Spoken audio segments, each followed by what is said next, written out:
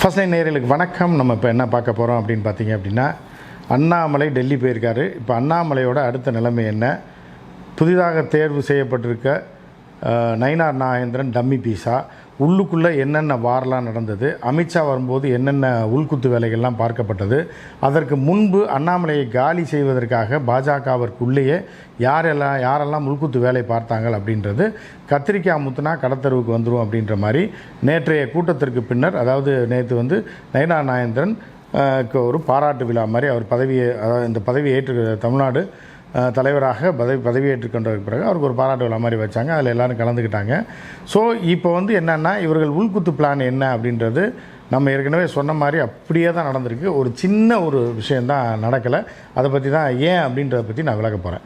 So இப்போ இந்த பாடலை நீங்கள் கேட்டுருங்க. சங்கத்துக்கு போனதுனால எனக்கு ஒரு விருப்பம் வரும் என்னன்னா, ஒரு பாடல் மட்டும் ஒரு வரி.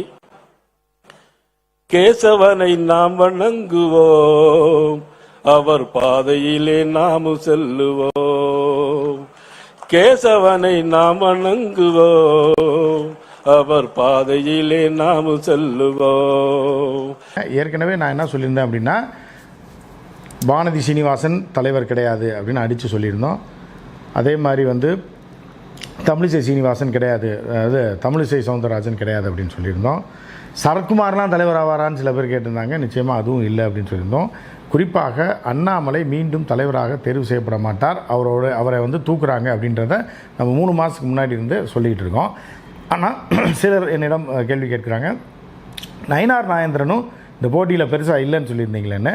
நான் போட்ட வீடியோ எடுத்து நீங்கள் திருப்பி போட்டு பார்த்தீங்கன்னா தெரியும். ஆர்எஸ்எஸ்ஸை சேர்ந்த ஒருவர் தான், ஆர்எஸ்எஸ் யாரை சொல்லுதோ அவர் தான் புதிய தலைவராக தேர்வு செய்யப்படுவார். அதே நேரத்தில் நயினார் நாகேந்திரனுக்கு 10% தான் வாய்ப்பு இருக்குது. 10% வாய்ப்பு இருக்குதுன்னு சொல்லிப்போம். மீது யாருக்குமே 0% வாய்ப்பு, யாரும் வரமாட்டாங்கன்றதையும் அடித்து சொல்லியிருப்போம். அதை நீங்கள் கவனமாக முழுசாக நீங்கள் தம்ப்நெயிலை பார்த்துட்டு கேட்காதீங்க, உள்ளே ஃபுல்லாக பார்த்துட்டு பேசுங்க.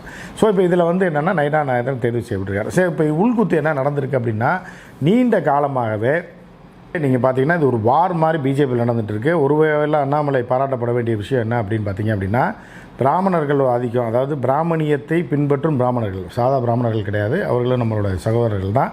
பிராமணியத்தை பின்பற்றும் பிராமணர்களை ஒட்டுமொத்தமாக அந்த லாபி பண்ணுறது, உள்குத்து வேலை பார்க்குற இந்த டுபாக்கூர்களை எல்லாத்தையும் அடித்து தூக்கி போட்டு கூட்டி வெளியே தள்ளியது அண்ணாமலை தான். அதில் எந்த மாற்று கருத்து இல்லை. அதே மாதிரி பார்த்திங்க அப்படின்னா, பாரதிய ஜனதா கட்சி வளர்ந்தது கொஞ்சம் ஒரு 2%, 3%லேருந்து ஒரு 6-7%க்கு வந்தது அப்படின்னா அதுக்கு அண்ணாமலை காரணம் அப்படின்றது தான் பாரதிய ஜனதா சேர்ந்தவர்களில் சொல்லக்கூடியது. அது மோடியும் அமித்ஷாவுக்குமே அது தெரியும். ஸோ இப்போ ஏன் அண்ணாமலை இவ்வளோ நாள் பெண்டிங் போட்டு மாற்றினாங்க? 3 வருஷம் பதவி முடிஞ்சிருச்சா, ஏன் இந்த போராட்டம் நடந்துச்சு, உள்ளுக்குள்ளே என்ன நடந்துச்சு அப்படின்னு பார்த்தீங்க அப்படின்னா, அண்ணாமலை எப்படி லண்டனுக்கு போனப்பே நம்ம சொல்லியிருந்தோம், அதோட முடிஞ்சு போச்சு கதை அப்படின்னு சொல்லிட்டு நீங்கள் பழைய வீடியோ எடுத்து பார்க்கலாம்.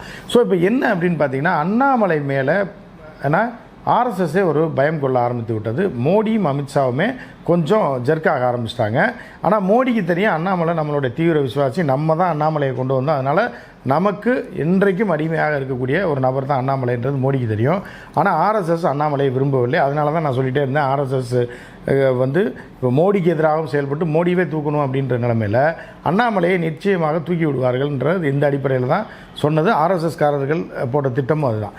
ஸோ இப்போ இந்த கேசவ விநாயகன்ற நபர் தான் நீங்கள் பார்த்தீங்கன்னா, ஒரு காவி வேஷ்டி காவி சட்டை கட்டிக்கிட்டு பெருசாக மீசை வச்சுட்டு ஆஃபீஸில் எங்கிட்ட சுற்றிட்டு இருப்பார். இந்த நபர் தான் ஒரு மிகப்பெரிய அண்ணாமலையை மாற்றுவதற்கு முக்கிய பங்காற்றியவர் கடந்த 1 வருடங்களாக. ஏனென்றால் இந்த பிராமண மக்களுக்கு ஏற்பட்ட பாதிப்பு, பாரதிய ஜனதா கட்சியில் ஆரம்பத்தில் அவர்கள் தான் இருந்தாங்க, அது பிராமின் ஜனதா பார்ட்டி தான் சொல்லப்பட்டது. அவர்கள் எல்லாமே கொந்தளித்து போயிருக்கிறதுனால தான் என்ன பண்ணாங்கன்னா, ஒரு பிராமணரை வைத்து பேசுவதற்காக தான் நிர்மலா சீதாராமனை அனுப்பிவிட்டாங்க. ஏன்னா அவர்கள் குறைகளை வேறு தலைவர்களை அனுப்பிவிட்டால் சொல்ல மாட்டாங்க. அதனால் இன்னொரு பிராமண தலைவர் தமிழகத்தை சேர்ந்தவரை அனுப்பணும் தான். நிர்மலா சீதாராமன் பெரிய அப்பாட்டக்கர்லாம் கிடையாது, அரசியலுக்கும் நிர்மலா சீதாராமனுக்கும் சம்மந்தம் இல்லை. ஆனால் தமிழ்நாட்டு பிராமணர்கள் என்ன நினைக்கிறாருங்கிறத இன்னொரு பிராமணர்கிட்ட தான் சொல்லுவாங்க. அந்த வகையில் நிர்மலா சீதாராமனை அனுப்பி அவரை கேட்டு வர சொல்லி தான் மோடி அனுப்பினார். அதற்கப்புறம் தான் அவர்கள் என்ன சொல்கிறாங்க, இவர்கள் என்ன சொல்கிறாங்கன்னு சேர்த்து தான் ஒரு முடிவு பண்ணி கேசவ விநாயகர் ஆர்எஸ்எஸோடைய அமைப்பு, அதாவது பாரதிய ஜனதா கட்சியோட அமைப்பாளர் அப்படின்னு வச்சுருக்கக்கூடிய முழுக்க ஆர்எஸ்எஸோடைய ஒரு உளவாளி அப்படின்னு வச்சுக்கலாம். ஏன்னா இவர் தான் இங்கே என்ன நடக்குன்றது பூரா ஆர்எஸ்எஸ் சொல்லுவார். பாஜகவில் இருந்தாலும் இவர் தான் ஆர்எஸ்எஸ் ஏஜென்ட் மாதிரி. ஸோ இப்படி இருக்கும்போது அவர் அண்ணாமலையை தூக்கியே ஆகணும் தூக்கலை அப்படின்னா ஆர்எஸ்எஸ்காரர்கள் தலை தூக்கவே முடியாது, ஆர்எஸ்எஸ்ன்னு ஒன்றே தமிழ்நாட்டில் இல்லாமல் அழித்து விடுவார்கள் அப்படின்ற மாதிரியா கருத்தை எடுத்து வச்சுட்டு நீங்கள் என்ன பண்ணுவீங்களோ எது பண்ணுவீங்களோ யாரை தூக்கி போடுவீங்களோ முதல்ல அண்ணாமலையை தூக்குங்கன்றாங்க. சரி, அப்போ அதர் சாய்ஸ் யார் அப்படின்னு கேட்கும்போது தான் நாகேந்திரனும் இவரும் பயங்கர க்ளோஸ். யார்? கேசவ விநாயகமும். கேசவ விநாயகம் அண்ணாமலைக்கு பரம விரோதி, பரம வைரி. ஏன்னா அண்ணாமலை கடந்த காலத்தில் பார்த்தீங்கன்னா கூட்டத்தில் கூட கேசவ விநாயகத்தை தரையில் உட்கார வச்சுருந்துருப்பாங்க. இவர் இப்போ அந்த மேடையில் ஏற்றிருக்க மாட்டாங்க. கேசவ விநாயகம் சீனுக்கே வரமாட்டார் மேக்ஸிமம். ஏன்னா உள்ளுக்குள்ளே இருந்து உள்குத்து வேலை பார்க்குறது தான் அவர்களோட வேலை. அப்போ கேசவ விநாயகனோட ரெக்கமெண்டேஷனோட தான் சுப்பிரமணிய சாமி டெல்லியில் அவர் வந்து யாருக்குன்னா நயினார் நாகேந்திரனுக்கு பயங்கர நயினார் நாகேந்திரன் அடிமை, சுப்பிரமணிய சாமிக்கு அடிமை. சுப்பிரமணிய சாமி எது சொன்னாலும் கேட்பார். சுப்பிரமணிய சாமி சொல்கிறது ஆர்எஸ்எஸ் கேட்கும். அப்போ ஆர்எஸ்எஸ் சென்னையில் இருக்கக்கூடிய கேசவ விநாயகமும் இவரை வந்து நயினார் நாகேந்திரனை ரெக்கமெண்ட் பண்ணுறாரு. ஆர்எஸ்எஸ்க்கு மேல் லெவலில் பழக்கம் வைத்திருக்கக்கூடிய சுப்பிரமணிய சாமியும் நயினார் நாகேந்திரன் சொல்லிவிட்டு அண்ணாமலையை தூக்கணும்னு முயற்சி பண்ணது யாருன்னா மேலே இருந்து சுப்பிரமணிய சாமிக்கும் மாமிக்கும் பிடிக்காது. இருந்தாலும் மாமி அதில் சேர்ந்துக்கிட்டு என்னை வந்து தமிழ்நாட்டில் போட்டியிட விடாமல் என்னை தூக்கி எனக்கு மரியாதையே கொடுக்காது, அண்ணாமலை இருக்கக்கூடாதுன்னு அந்த அம்மா ஒரு பக்கம், பிராமணர்கள் ஒரு பக்கம் கம்ப்ளைண்ட் பண்ணுறாங்க. அந்த அம்மாட்ட போய் பிராமணர்களை ஒட்டுமொத்தமாக பாரதிய ஜனதா விட்டு அண்ணாமலை வெளியேற்றியாச்சு, இனி அண்ணாமலை தொடர்ந்தால் ஆர்எஸ்எஸ் இயக்கமே தமிழ்நாட்டில் அழிஞ்சு போயிடும் அப்படின்ற மாதிரி இருக்கிறதுனால என்ன பண்ணுறாங்கன்னா அண்ணாமலையை தூக்குறாங்க. ஆனால் மோடி என்ன நினைக்கிறார் அப்படின்னா, நம்மளுடைய விசுவாசியான அண்ணாமலை இருந்தால் நாளைக்கு நமக்கே பதவி போயிட்டா கூட ஒரு லாபி பண்ணுறதுக்கு எதுக்கோ வந்து அண்ணாமலை தேவைப்படும் அப்படின்ற மாதிரி அண்ணாமலை மேலே மிகுந்த நம்பிக்கை வைத்திருக்கிறார் மோடி. சரியா? அமித்ஷா வச்சுருக்காரா இல்லையா? மோடி வச்சுருக்காரு. ஸோ இப்போ தான் என்ன பண்ணுறாருன்னா மோடி அமித்ஷாவை சேர்ந்து ஆர்எஸ்எஸை மிரட்டுறாங்க. இப்போ அண்ணாமலை மேலே கை வச்சோம்னா கட்சி வளர்ந்தது, இந்த 3% 4% ஓட்டு வந்தது கூட அண்ணாமலை தான் காரணம். அண்ணாமலை கை வச்சு அண்ணாமலை தனியாக கட்சி ஆரம்பித்து போயிட்டா ஒரு பெரிய பிளவை தமிழ்நாட்டில் சந்திக்க வேண்டியது இருக்கும். அண்ணாமலை ஜெயிக்கிறதோ இல்லையோ பாரதிய ஜனதா கட்சிக்கு விழுகக்கூடிய இந்த 7% ஓட்டில் ஒரு 1.5% 2% அண்ணாமலைக்கு விழுந்தால் கூட பாரதிய ஜனதா கட்சி மீண்டும் படுகொலிக்கு போயிடும், வேறு தலைவனும் இல்லை, அதோட திருப்பி நோட்டா கீழே போயிடும் அப்படின்றதுக்காக தான் என்ன பண்ணுறாங்கன்னா அப்போ அதையும் ஆர்எஸ்எஸ் கேட்கல. எந்த தனிநபரையும் அதே தான் ஏற்கனவே போட்டிருக்கோம். தனிநபர் நம்பி ஆர்எஸ்எஸ் கிடையாது, பிஜேபி கிடையாது, எவனாக இருந்தாலும் தூக்கு அப்படின்னு அவர்கள் சொன்னதுக்கப்புறம் நயினார் நாகேந்திரன் என்கிற அந்த டம்மி பீஸை தூக்கி போடுறாங்க. நயினார் நாகேந்திரனுக்கு இப்போ நான் சொல்கிறேன், பேசவும் தெரியாது, அரசியல் செய்யவும் தெரியாது. உள்குத்து அரசியல், இந்த பேச்சுவார்த்தை அதிமுக ஸ்டைல் அரசியல் தான் தெரியுமே தவிர வேறு எதுவும் தெரியாது. சரி, அப்போ நீங்கள் கேட்கலாம், நீ தான் சொன்னியே ஆர்எஸ்எஸ்காரன் தான் வருவான்னு, ஆர்எஸ்எஸ்ஸை சேர்ந்த ஒருத்தர் தான் வருவார், அண்ணா இவருக்கு வந்து இருக்குன்னு நம்ம ஏற்கனவே சொன்னால் 10% சான்ஸ் தான் இவருக்கு இருக்குன்னு. ஆனால் இவர் உள்ளுக்குள்ளே ஆர்எஸ்எஸ்குள்ளே இருந்திருக்காரு அப்படின்றது அவருடைய ஸ்பீச்சுக்கு அப்புறம் தான் நமக்கே தெரியும். நமக்கு இல்லை, இந்த உலகத்துக்கே தெரியும். அதாவது நயினார் நாகேந்திரன் அதிமுகவை சேர்ந்தவர், ஜெயலலிதாவுக்கு வேண்டியவர், அமைச்சராக இருந்தவர், அதிமுகவில் இப்போ பல ஆண்டு காலம் இருந்தவர் தான் நமக்கு தெரியுமே தவிர அவர் ஆர்எஸ்எஸ்ஸில் பயிற்சி பெற்றவர் என்பதை நேற்று தான் அவரே வந்து டீகோட் பண்ணுறாரு. அதை நீங்கள் புரிஞ்சுங்க. அப்போ நம்ம சொன்ன கணக்கு கரெக்டாகிடுச்சா? ஆர்எஸ்எஸ்ஸை சேர்ந்த ஒருத்தர் தான் இங்கே வருவாருன்னு. ஆனால் ஏற்கனவே என்னென்னா ஐயாச்சாமி, ஆனந்த ஐயாச்சாமியை கொண்டு வரவர்கள்லாம் திட்டம் போட்டாலும் தென்னிந்தியாவில் ஜாதி ரீதியாக பின்னடைவுக்கு போயிடுவோம் ஆனந்த ஐயாச்சாமியை போட்டால் அப்படின்றதுக்காக, வாக்குகள் விழுகாது அப்படின்ற மாதிரியான சிலரும், ஆனந்த ஐயாச்சாமி நம்பிக்கையானால் படித்தவர், வெளிநாட்டில் இருந்தவர், ஏன்னா அவர் வந்து ஒரு அதிகப்படியாக மக்கள் வசிக்கக்கூடிய ஒரு ஜாதியை சேர்ந்தவர், எனவே அவரை போட்டால் தான் வளரும்னு ஒரு குரூப்பு, இப்படி அந்த மாதிரி இருந்ததுனால அவர் தான் சாய்ஸாக இருந்தார். ஆனால் கடைசி நேரத்தில் கேசவ விநாயகத்தோட ரெக்கமெண்டேஷனில் அதே மாதிரி மேலே வந்து ஆர்எஸ்எஸ்க்கு கூப்பிட்டு சுப்பிரமணிய சாமி சொன்னதை தொடர்ந்து நீங்கள் பார்த்தீங்க அப்படின்னா இவர் வந்தார். ஸோ நயினார் நாகேந்திரன் ஒரு டம்மி பீஸ்ன்றது நான் எதை வச்சு சொல்கிறேன் அப்படின்னா, நீங்கள் ஒரு ஸ்பீச்சை கேளுங்க.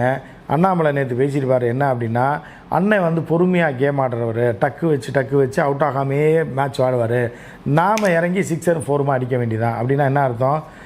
அப்போ இவர் வந்து டம்மி பிளேயர் அப்படின்றது யார் சொல்கிறா? அண்ணாமலை. அதை நீங்கள் கேட்டுருங்க. கூட்டணியை பற்றி நீங்கள் ஒன்று சொன்னீங்க, அவங்க ஒன்று சொன்னாங்க. அண்ணே நயினார் அண்ணன் பேசுங்க, நமக்கு சிம்பிள் வழிதான்.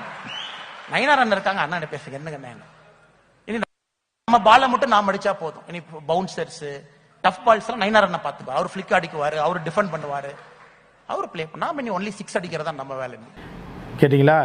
அண்ணாமலை இன்னும் அடித்து விளையாடுவார் அடுத்தடுத்து. இவர் டம்மி பீஸா, இவர் வந்து கட்டையை போட்டு அதாவது எப்படின்னா ஒருத்தரை வந்து உயர்த்தி தாழ்த்துறது. இந்த ஆள் வேலைக்கு ஆகாத ஆள், சும்மா கட்டையை போட்டு கட்சியில் இருப்பாரே தவிர நான் தான் 6 4 அடித்து இந்த கட்சியை பரபரப்பாக வச்சுருப்பேன் அப்படின்றத தாண்டி என்னன்னா, தோல்வியை தலைவராக முதல் நாள் பதவி ஏற்ற அன்னைக்கே ஒப்புக்கொண்டிருக்கிறார். யாருன்னா இந்த நயினார் நாகேந்திரன் இவரெல்லாம் எப்படி தலைவராக முடியும்? நான் வந்திருக்கேன், அண்ணாமலையோ யாரோ மண்ணாமலையோ யாரோ இருந்தாங்க பெருசாக கொண்டு வந்தான், நான் வந்தோடனே அதை விட மிக பயங்கரமாக இருக்கும் இந்த கட்சி, பயங்கரமாக வளர்ச்சி அடைன்னு சொல்கிறவன் தான் ஒரு தலைவன். அதை விட்டுட்டு அண்ணாமலை அளவுக்கு என்னால் செயல்பட முடியுமா? அண்ணாமலை பயங்கர சிக்ஸர் அப்படி அடிச்சுட்டு இருந்தார், நான் ஏதோ இருக்கேன், இறைவன் எனக்கு கொடுத்துருக்கான், சனீஸ்வரப்பா ஏதாவது கிரகங்கள் மாறுதான், அதனால் இது வந்துச்சான், அந்த கிரக மாற்றத்தில் தோற்றுருவாங்க. இவர்னா ஜோசியக்காரனா இல்லை ஜோசியக்காரரை வச்சுட்டு சுற்றிட்டு இருக்காங்க. அப்போ வந்து இது வீக்கான ஒரு டம்மி பீஸ் அப்படின்றது நேற்று அவர் வாயினாலேயே சொல்லிட்டாரு அப்படின்றது ஒரு விஷயம். இன்னொன்று என்னென்னா ஆர்எஸ்எஸ்காரர்களுக்கும் பிராமணர்களுக்கும் என்ன, பிராமண கட்சியில் இருக்காங்களே பிராமணியம் பின்பற்றக்கூடிய பிராமணர்கள் இவர்கள்லாம் சந்தோஷமாக இருக்கீங்க. என்ன ஒரு டம்மி பீஸ் இருக்கிறதுனால நம்ம பாட்டுக்கு ஆளாளுக்கு இறங்கி டெல்லியில் அரசியல் பண்ணலான்னு. ஆனால் அண்ணாமலையை பொறுத்தளவுக்கு இன்று அழைப்பு விட்டு மோடியை போய் பார்க்க போகிறார் இல்லையா, மோடி சொல்லிடுறாரு, தம்பி கவலைப்படாத, நான் தான் உன்னை போட்டேன், நீ தான் செல்வாக்கு மிக்க ஆள், நான் பார்த்துக்கலாம், நீ இறங்கி ஆட்டத்தை ஆடு, நீ 6 4 ஆடி, அது ஒரு டம்மி பீஸ் தான், நீ கவலைப்படாத, உன்னை காப்பாற்றுறதுக்கு நான் பெரும்பாடுபட்டேன், அதனால தான் இப்போ மத்திய பொதுக்குழு உறுப்பினர் தேர்வு, அது என்னென்னா மாவட்டத்திலேருந்து தேர்வு செய்யக்கூடிய ஒரு டம்மி பதவி, அது யாருக்கும் தெரியாது. ஏன்னா அந்த மாதிரி ஒரு பதவியை அவர் கொடுத்துருக்காங்க முதல்ல, ஏன்னா முதல் நாளே எதாவது கொடுக்கணுன்றக்காக கொடுத்துருக்காங்க. அடுத்து வேறு ஒரு பதவியும் அவருக்கு கையிலேருந்து எல்லாம் கொடுக்க போகுது. ஏன்னா மினிஸ்ட்ரி ஏற்கனவே நம்ம சொன்ன மாதிரி மினிஸ்ட்ரியை சஃபுல் பண்ணால் அண்ணாமலைக்கு அமைச்சர் பதவி கிடைப்பதற்கான வாய்ப்புகள் இருக்குது, துணை அமைச்சர் பதவி கிடைப்பதற்கான வாய்ப்பு இருக்குது.